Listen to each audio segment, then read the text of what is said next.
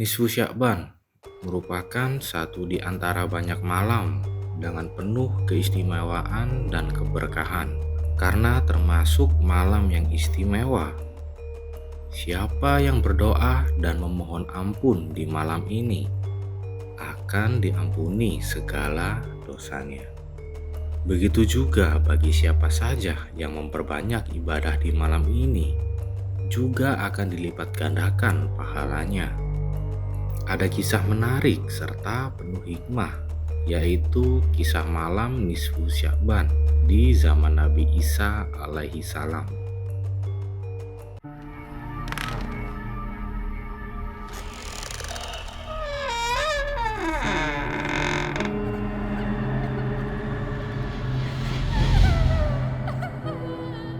Asa dua dunia. Nisfu Sya'ban merupakan satu di antara banyak malam dengan penuh keistimewaan dan keberkahan. Karena termasuk malam yang istimewa, siapa yang berdoa dan memohon ampun di malam ini akan diampuni segala dosanya. Begitu juga bagi siapa saja yang memperbanyak ibadah di malam ini, juga akan dilipat gandakan pahalanya. Ada kisah menarik serta penuh hikmah, yaitu kisah malam Nisfu Sya'ban di zaman Nabi Isa alaihi salam. Dalam kitab Ihya Ulumuddin, Imam Al-Ghazali menyebarkan sebuah kisah yang menjelaskan begitu istimewanya malam Nisfu Sya'ban, sehingga Nabi Isa alaihissalam pun dikabarkan ingin menjadi bagian dari orang yang bisa meraih pahala di malam Nisfu Sya'ban. Begini ceritanya. Satu waktu Nabi Isa alaihissalam berjalan ke suatu gunung. Dalam perjalanan itu, beliau lalu melihat sebuah pemandangan berupa batu yang sangat tinggi dan berukuran besar. Nabi Isa alaihissalam kemudian mendatangi tempat tersebut. Sesampainya di sana, beliau mendapati warna batu yang begitu putih. Bahkan warna putihnya melebihi warna susu. Akibat terpesona akan keindahannya, beliau lalu mengelilingi batu tersebut. Lalu, puncak batu tersebut seketika terbelah menjadi dua, dan di dalamnya terdapat orang yang sudah tua memakai baju berbahan bulu dan berwarna putih, serta di tangannya terdapat sebuah tongkat hijau. Di depan laki-laki tersebut terdapat juga banyak makanan dan buah-buahan seperti anggur, air susu, madu, dan lain sebagainya.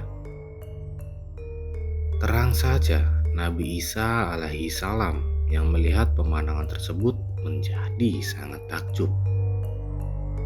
Beliau kemudian bertanya, "Wahai orang tua, apa yang sedang aku lihat ini?"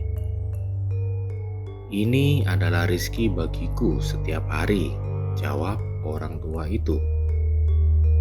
Nabi Isa alaihissalam kemudian bertanya kembali, "Sudah berapa lama engkau beribadah kepada Allah Subhanahu wa Ta'ala dalam batu ini?"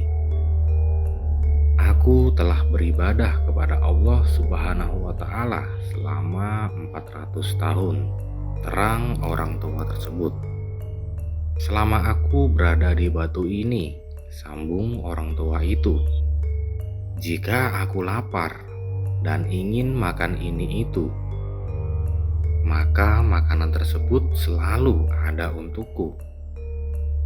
Ketika hatiku tergerak mempunyai keinginan, maka tiba-tiba sudah ada di hadapanku.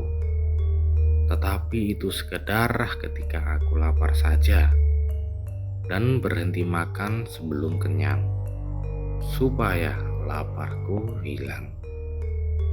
Batu ini juga terbilang sangat luas, bahkan luasnya melebihi bumi.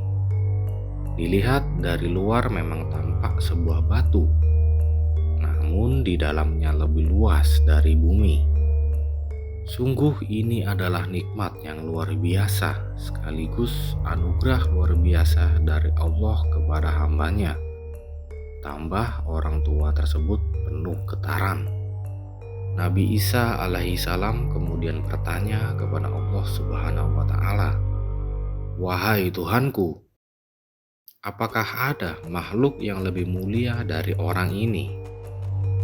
Allah Subhanahu wa taala kemudian berfirman, "Umat Muhammad Shallallahu alaihi wasallam yang bertemu dengan bulan Sya'ban. Kemudian ia melakukan sholat di malam nisfu Sya'ban, beribadah kepadaku dan baca amalan nisfu Sya'ban, maka pahalanya lebih besar dari ibadah hambaku ini selama 400 tahun. Sejurus kemudian Nabi Isa alaihissalam berdoa, "Mudah-mudahan aku termasuk menjadi golongan umat Muhammad Shallallahu alaihi wasallam." Demikianlah kemuliaan malam nisfu Sya'ban yang sekaligus menjadi pertanda akan datangnya bulan mulia dan penuh keberkahan lainnya, yaitu bulan Ramadan. Di malam ini juga umat Islam dianjurkan untuk membaca surah Yasin 3 kali, serta berbanyak ibadah dan berdoa kepada Allah Subhanahu wa taala. Dengan salah satunya melaksanakan sholat malam dan berbagai amalan lainnya. Selain itu, di pagi harinya juga dianjurkan untuk melaksanakan puasa sunnah. Di sisi lain, nisfu Sya'ban juga diyakini sebagai malam perdamaian dalam menyambut hadirnya Ramadan. Sehingga ketika memasuki bulan Ramadan, dosa-dosa yang ada di dalam diri manusia sudah diampuni oleh Allah Subhanahu wa taala karena menghidupkan malam nisfu Sya'ban. Mengingat betapa berharganya momentum malam nisfu Sya'ban ini, mari kita sama-sama berdoa. Semoga alam dan kehidupan ini kembali menjadi penuh dengan kedamaian dan ketenangan. Di bulan suci Ramadan nanti, kita semua bisa melaksanakan semua ibadah dengan penuh kekhusyukan dan menjumpai hari kemenangan, yaitu Idul Fitri, dengan penuh kebahagiaan. Dari sini kesimpulannya adalah, beribadahlah kalian di malam nisfu Sya'ban. Jangan bertanya tentang dalilnya, apakah ada atau tidak. Pokoknya beribadah dan beramal, karena di malam nisfu Sya'ban ini adalah malam pergantian buku catatan amal yang dicatat oleh malaikat selama 1 tahun. Jangan kalian pedulikan dengan orang yang tidak mengerjakannya, hanya orang-orang yang jahil akan ilmu. Mereka yang bertanya apakah ini ada dalilnya atau tidak. Dan keesokan harinya, yaitu 15 Sya'ban, kita disuruh berpuasa. Ulama-ulama terdahulu banyak melakukan ibadah di malam nisfu Sya'ban. Karena kata ulama-ulama terdahulu, bahwasanya hari raya para malaikat ada 2 malam, yaitu malam nisfu Sya'ban dan malam Lailatul Qadar. Asa. Wah, dunia.